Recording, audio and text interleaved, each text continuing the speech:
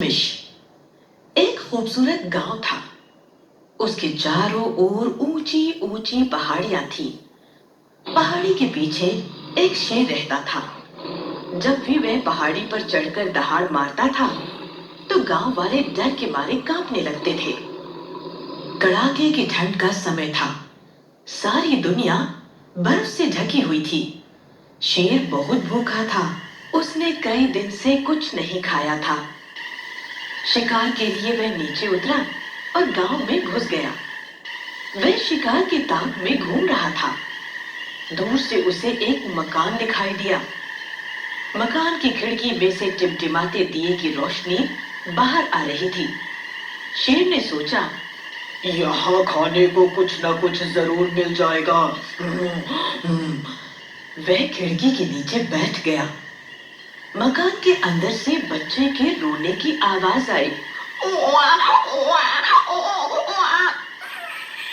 वह लगातार रोए जा रहा था। शेर इधर उधर देखकर मकान में घुसने ही वाला था कि उसे औरत की आवाज आई। चुप रहो बेटा, देखो लोमड़ी आ रही है। बाप रे बाप, कितनी बड़ी लोमड़ी है, कितना बड़ा मुंह है इसका। कितना डर लग रहा है उसको देखकर। लेकिन बच्चे ने रोना बंद नहीं किया।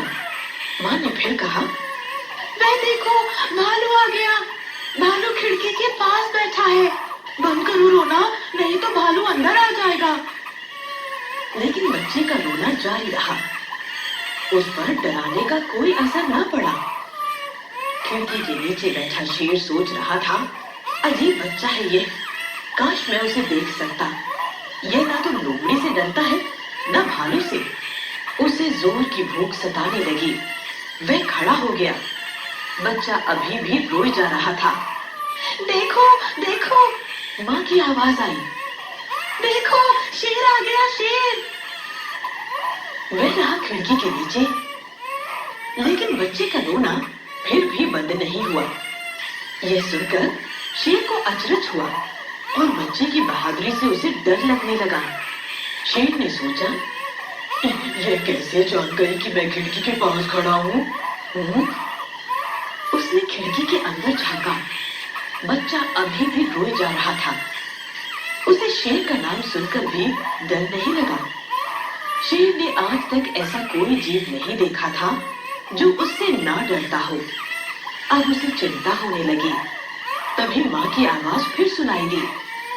लो अब चुप हो जाओ, ये देखो किशमिश।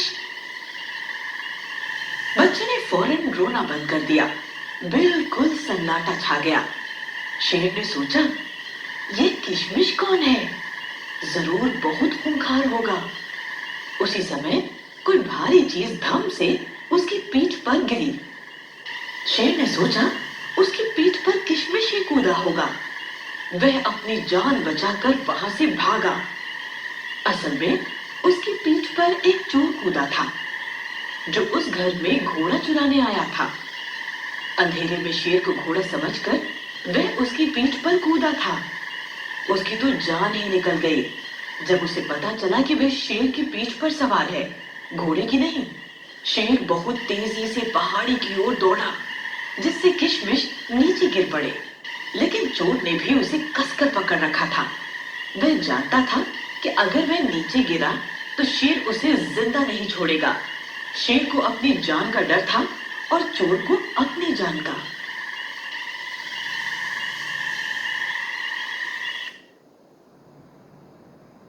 किसान। एक बूढ़ा आदमी था। उसकी दो बेटियां थी। उनमें से एक का विवाह एक कुम्हार के साथ हुआ था और दूसरी का एक किसान के साथ। एक बार वह आदमी अपनी दोनों बेटियों से मिलने चला। पहले बड़ी बेटी के यहाँ गया और उसका हालचाल पूछा। उसने कहा, पिताजी, इस साल हमने बहुत मेहनत की है और बड़ी संख्या में बर्तन बनाए हैं। बस अगर वर्षा ना हो तो हमारा कारोबार खूब चलेगा। बेटी ने पिता से आग्रह किया, पिताजी, आप भी प्रार्थना करें कि वर्षा ना हो। फिर वह आदमी अपनी छोटी बेटी के पास गया। जिसका पति किसान था। उसने उसका हालचाल पूछा। बेटी बोली, पिताजी, इस बार हमने बहुत परिश्रम किया है और कई खेतों में फसल बोई है, परंतु अभी तक वर्षा नहीं हुई है। अगर अच्छी बरसात हो जाए तो खूब फसल होगी। आप भगवान से प्रार्थना करें कि इस बार खूब बारिश हो। किसान बड़ी उलझन में फंस गया। एक बेटी का आग्रह था कि पिता वर्षा न होने की प्रार्थना करे और दूसरी बेटी का इसके विपरीत कि खूब वर्षा के लिए प्रार्थना करे। अब वह एक के लिए प्रार्थना करे तो दूसरे का नुकसान, समाधान क्या हो? पिता ने बहुत सोचा और फिर अपनी बेटियों से मिला। उसने बड़ी बेटी को समझाया कि अगर इस बार वर्षा न हुई तो तुम अपने लाभ का आधा हिस्सा अपनी छोटी बहन को दे देना। फिर छोटी बहन को समझाया कि इस बार खूब वर्षा हुई तो तुम अपने लाभ का आधा हिस्सा अपनी बड़ी बहन को दे देना।